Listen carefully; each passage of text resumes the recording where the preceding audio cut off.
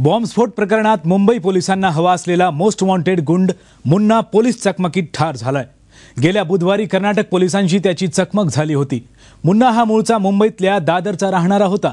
मुन्नाची अंडरवर्ल्डशी संबंध होते। छोटा राजन टोळीच्या इक्बाल मलबारीचा तो सहकारी होता।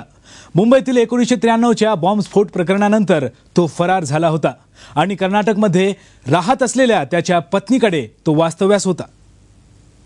कुख्यात गुंड मुन्ना चकमकीत ठार। मुन्नाचे अंडरवर्ल्डशी होते संबंध। पोलिसांनी केलेल्या गोळीबारात झाला ठार। चकमकीत 3 पोलीस गंभीर जखमी। मुंबई पोलिसांना हवा असलेला मोस्ट वॉन्टेड कुख्यात गुंड मुन्ना कर्नाटक पोलिसांशी झालेल्या चकमकीत ठार झालाय। मुन्ना हा दरोडा आणि एका उद्योजकाच्या हत्येप्रकरणी पोलिसांना हवा होता।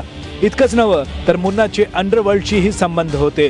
मुंबईत 1993 साली झालेल्या बॉम्बस्फोट प्रकरणी आरोपी असलेला मुन्ना फरार झाला होता।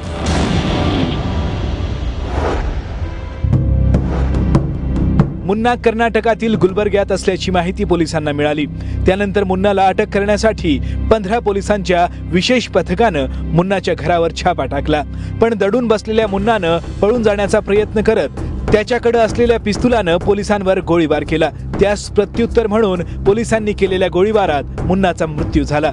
मात्र या चकमकीत पोलीस उपनिरीक्षक मल्लिकार्जुन बंडे यांच्या डोक्यात गोळी लागली। इतर 2 कर्मचारीही जखमी झाले। बंडे यांची प्रकृती चिंताजनक असल्यानं त्यांना मुन्नानं कर्नाटकातील यादगीर जिल्ह्यात कुत्ता गँग तयार केली होती। याच मुन्नावर मुंबईतील अनेक पोलीस ठाण्यात अनेक गुन्हे दाखल आहेत। पोलीस आता या मुन्नाची कसून चौकशी करतायत। रोहित पाटील, TV9 सोलापूर।